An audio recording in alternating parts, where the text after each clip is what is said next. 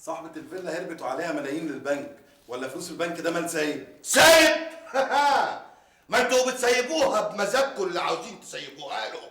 اشمعنى اختي الغلبانه المسكينه عاوزين تحجزوا عليها؟ فلوس البنك ده مش مال سايب، ولو كان مال سايب ما كناش جينا حجزنا على اختك.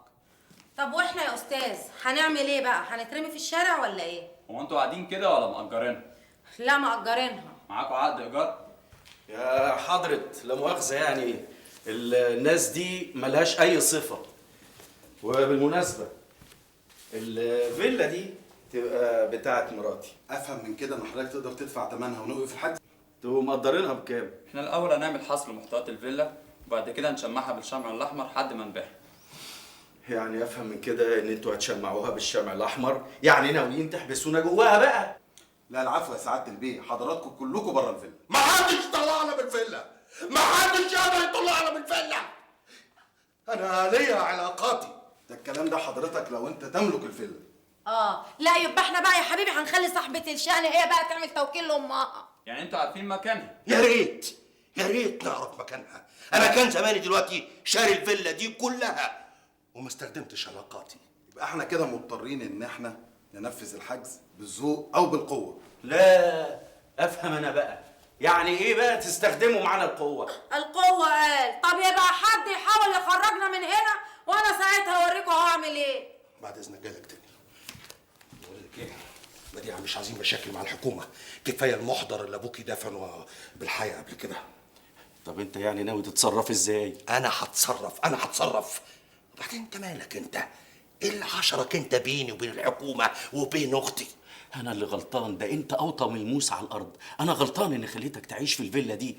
خلي الموس اللي على الارض ده يقطع لك لسانك.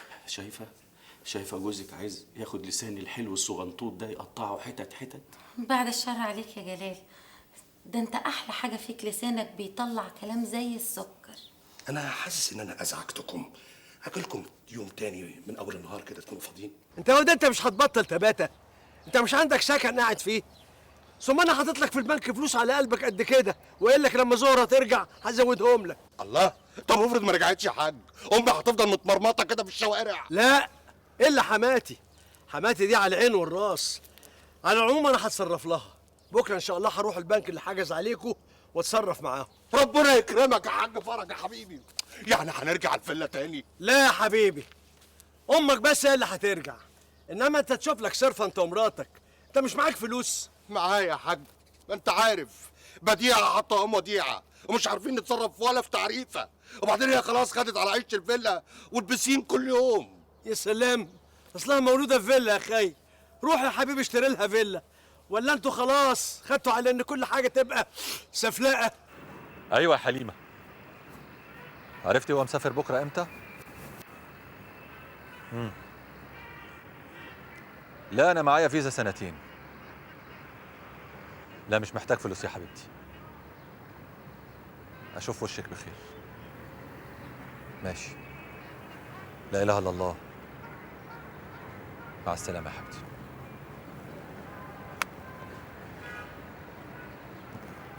انا مش قادره افهم ايه ده. ايه اللي رجعكوا تاني؟ انتوا مش كنتوا مشيتوا؟ مش ليكوا بيت تعيشوا فيه؟ هي وكاله من غير بواب ولا ايه؟ ست الحبايب يا حبيبه يا حبيبه. يا اخويا روح كده انت راخر. الحقيقة يا خالتي احنا ما هنش علينا نسيبك لوحدك، قلنا نيجي نقعد معاكي ونونسك، لا تزعلي مننا ولا تتضايقي. لا يا اختي لا هزعل ولا هتضايق. وانا ياما برضه ناس بره كلت وشي قالوا لي ازاي تسيب امك الطيبه الحنينه دي في فيلا طويله عريضه من غير ما تخدمها ولا حاجه. بس بقى انت راخر، يكون في علمك بقى الفيلا دي الحاج جايبها عشان خاطر عيون زهره، مش عشان خاطركم انتوا. لو جه بقى وشافكوا هنا اعمل ايه؟ لا ياما، ما هو الحاج طار. طار؟ طار فين؟ سافر يعني سافر يجيب زهره. اول ما ترجع انا اخش السجن. تخش السجن؟ يا مصيبتي. ليه يا ابني؟ انت نصبت عليه ولا ايه؟ انصب على الحاج فرج؟ ده هو اللي نصب عليا، هو اللي مضاني تعهد واقرار ان انا اللي استلمت الاعلان اللي بعته الزفت مزفت ب 60 جنيه اللي اسمه جلال لزهره اختي، وانا زورت امضتها. وما قلتلهاش انه ردها ووقعتها الوقعه السوداء اللي هي فيها دي. يخرب بيتك، انت ما قلتليش على المصيبه دي ليه؟ قلت هخليها لكم مفاجاه راس السنه. وكمان البوليس هيخليها لك مفاجاه راس السنه ويجي يقبضوا عليك كده من غير لا احم ولا دستور. فلا الله ولا فالك يا بعيده. لا ماما هي مظبوط، انا هتسجن، كلامها مظبوط. انت ايه يا ولا اللي خلاك تمضي على الورقه دي؟ يعني اعمل ايه؟ اشوف اختي اسيبها كده تخش السجن وانا اقف ما اعملش حاجه مروحه سقف؟ يلا استعبط ده واعمل لي فيها بالجدعنه والشهامه. انت عايز تفهمني انك هتخش السجن عشان تحمي اختك؟ ده انت تلاقيك عكمتلك عكمه جامده قوي من الحاج. مظبوط يا حاجه، مظبوط، الحاج قام بالواجب.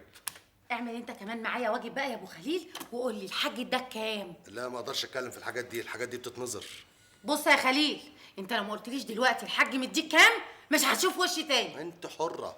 انا حره يا خليل، سامعه يا خالتي؟ سامعه يا اختي. ده كده بقى